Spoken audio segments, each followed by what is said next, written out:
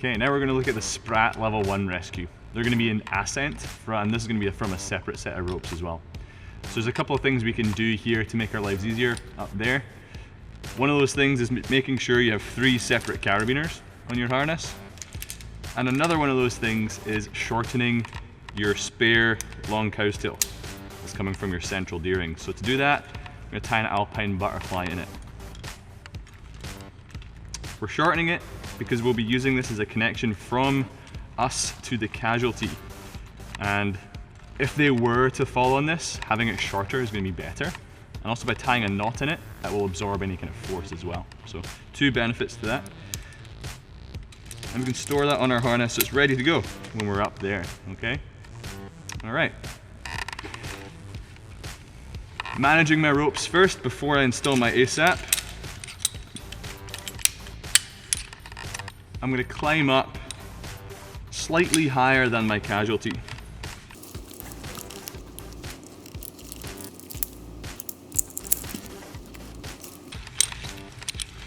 So I'm going to keep climbing up slightly above them. And before I start thinking about my casualty and managing them, we're going to make ourselves safe first. And to do that, we're going to change over. Change over first.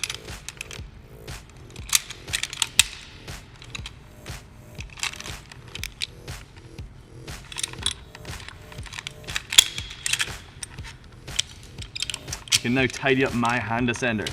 I'm finished with that. We can clean that up now. It's really important to clean little things up like this as we go, because it can become a bit of a mess with everything else that's going on. I'm in my descender and my ASAP right now. Because I climbed up that little bit higher, I can adjust my height a lot easier here than having to climb up that little bit more. It's always easier to come down that little bit rather than having to go back up. So I can make that small adjustment here.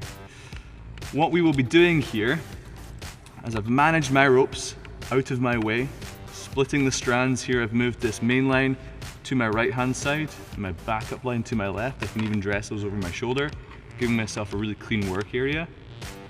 I'm going to be now changing the casualty over into their ID. Okay, I'm doing this to manage any kind of rope stretch as I transition them onto me later on. So to do this now, we're going to load their descender or their rig underneath their crawl or their chest descender. Just like you would do it for yourself. I'm then going to take in all of this slack between the descender and that chest descender. I'm going to pull that all the way in as much as you can. Okay? What we'll be doing now is called a pick. I'll be counterbalancing them, performing that pick using their foot loop. Okay? So because as I pick them, they're going to lower down slightly just as you would as you change over. That's what we'll be performing here. I want to make sure of a few things. I want to double check their ASAP isn't locked, okay? Because as they come down, they could get hung up on that. So let's just give that a pull down, make sure it's running freely, which it isn't. We can have a look at that, make sure that button isn't down, which in this case, that button is still up, but it's just been given a little knock there where it's locked manually, okay, in there. So let's unlock that ASAP. We can put a bit of tension in that rope, and we can roll that ASAP up the line to release that locking mechanism. Now it's running freely. We don't want to suspend them from that at all. That'll be a nightmare, okay? So from here, using this foot loop here, we're going to make it as long as it can go. I'm going to move this metal buckle all the way up towards that carabiner as much as it goes, so that I'm making it full length, just like that.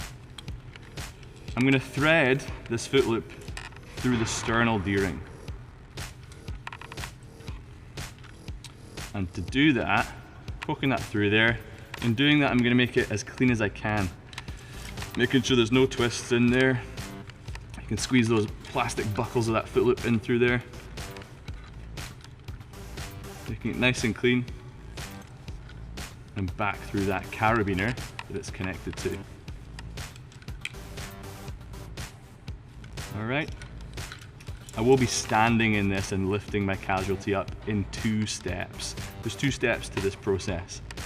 when I do that, this sternal D-ring where I've threaded this foot loop will move up and get closer to this metal buckle.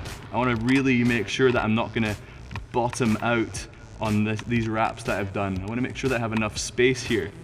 So for example, if this hand ascender was too low, I'm not giving myself much space to perform this pick.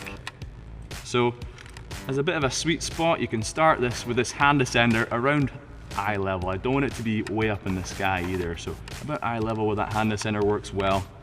Now we've got lots of space in here. As I pull this tight, I can kind of double check that. So like I mentioned, there's 2 steps to this pick. The first step is to stand up in this foot. Notice I'm approaching my casualty side on. I'm not standing on my casualty in any kind of way. I don't want to counteract that. I'm standing up really tall. All my weight is going in to that foot loop. Notice that my gear has become loose. That's the first step. Find your balance. The second step is to reach down low on their harness, grab a leg loop, grab the central D-ring even, and lift up. And this part will happen quite quickly. You can use the same hand to remove the crawl.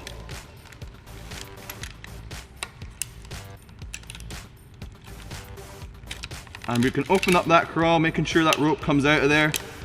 We can close it right again, just to make sure that rope doesn't pop back in there. And I can sit down and just relax and grab these strands. Just chill out here.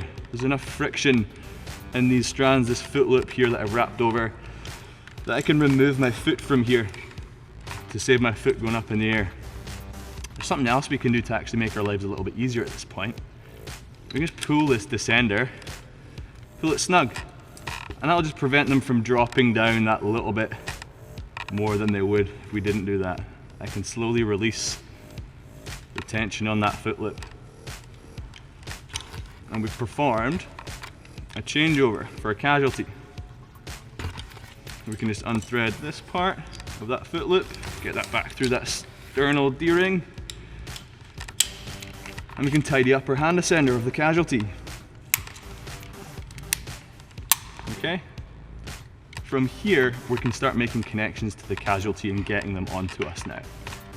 They've dropped down slightly, so I'm going to come down a little bit as well to make it easier for me to manage them. The first connection I'll make after I've managed my ropes, splitting those strands, making sure they're out of the way, and moving my casualties ropes out of the way as well. I really don't want to get tangled up in this. Got a really clean work area. The first connection is going to be that soft connection, that cow's tail that we shortened on the ground. That's going to come from my central D-ring to their central D-ring, center to center. The next connection, the second point I'll make, is 2 carabiners linked together, coming from the spine of my ID to their sternal D-ring. And you can see that my casualty right now in suspension isn't very comfortable, especially if they're unconscious. They're almost tipping upside down. We want to get them in a more comfortable position. We're going to manage them by making this hard connection coming from the spine of my ID to their sternal D-ring on the harness. So we sit them up in a bit of a better position.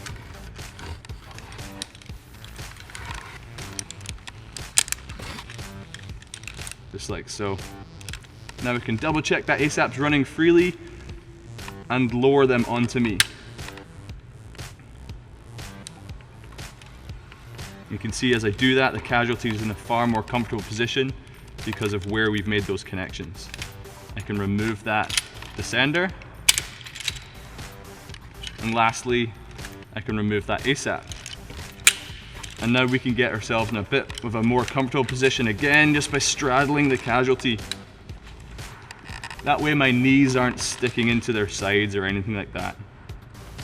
Now that they're on me, we're going to come down to the ground. But we need friction to do that. So that third spare carabiner is going to get connected onto the front of that descending carabiner, that descender carabiner right there, with this rope ran through it to create a kind of a Z shape. And I'm going to hold my hand up nice and tall like this to create that extra friction. I'm going to double check my ASAP is not locked now and descend to the ground.